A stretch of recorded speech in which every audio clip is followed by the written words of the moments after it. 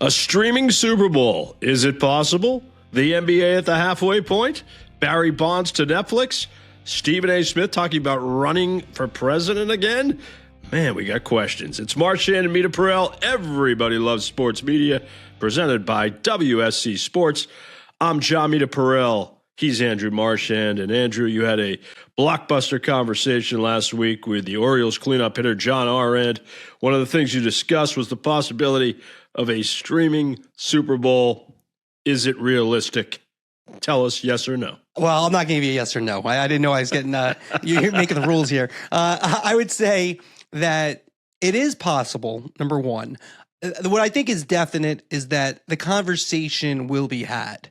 When Hans Schroeder, who we had on the main event and off the record with me, Andrew Marchand, presented by WSC Sports back in November, he basically laid the groundwork of, yeah, we think the streamers are capable of doing a Super Bowl. We've talked about this before. Prime Video is the one that is, in my opinion, closest to potentially getting one.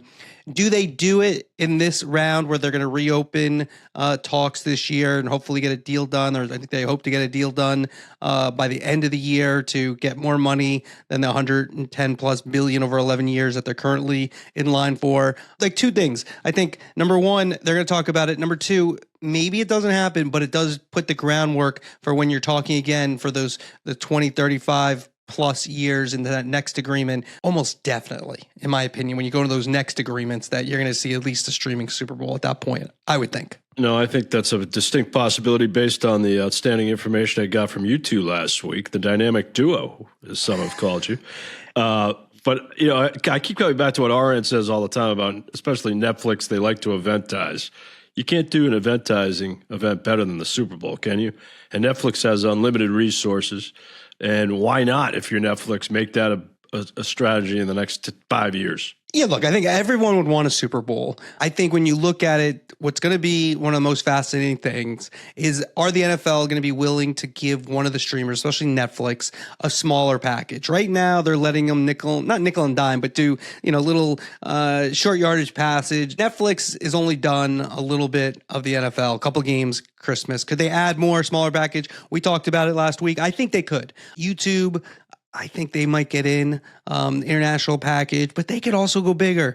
And then Amazon Prime Video, I don't know. I think they might look at Sunday night. I don't think they're as interested in Monday night, but I think they're going to want more playoffs for sure. Could they get a conference championship? Could they get a divisional round? I think they want more. So I think they're going to be aggressive for sure. Don't forget, we got Marchand and Meterparel every Tuesday, and then Thursdays, it's the main event. Andrew Marchand with a special guest this week, Ian Rappaport of NFL Network, formerly of the Boston Herald.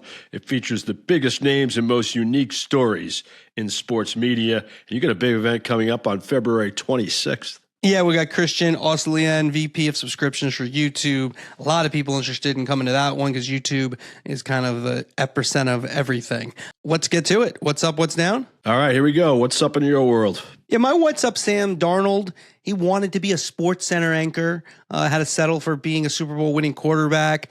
Get it, plan B. He talked about this when he was at Disney after winning the Super Bowl. He wanted to be Stan Verrett or Neil Everett or Kenny Mayne. I thought that was a cool story. So my what's up, Sam Darnold wanting to be a Sports Center anchor. All right, my what's up, Amazon and their outstanding sports production team for producing the ABA documentary. Now, you and I aren't children of the ABA. It was a little bit before our time. I've read stories about it. I've heard, some excellent musings from the ABA. But this is a must-see documentary if you're a basketball fan. Historical context, terrific interviews. Rick Barry is as arrogant as ever. Makes you laugh because he is so arrogant. You forget about maybe that Rick Barry actually played in the ABA. Bob Costas, ABA announcer with St. Louis. He's prominently featured. Everything they did in this documentary hit the right notes. There's only 4 episodes. There probably could have been 12. So put it on your must-watch list. ABA's doc on Amazon. Out of 5 clickers, how many? I'm giving it a 4.85. Oof, that's a strong rating. Papa Clicker would be proud. All right. To listen to the rest of the podcast, AndrewMarchand.com. We'll be doing What's Down in a moment. Mine's Adam Silver. We'll get into more in the NFL, NBA, All-Star Game, Stephen A. We're going to go talk about presidential run. Chris Paul retires. We'll get into that. Plenty more. AndrewMarchand.com. Twice weekly podcast. Listen to the rest of the podcast every week. All right, what's down there, Marchand? You got a long list this week.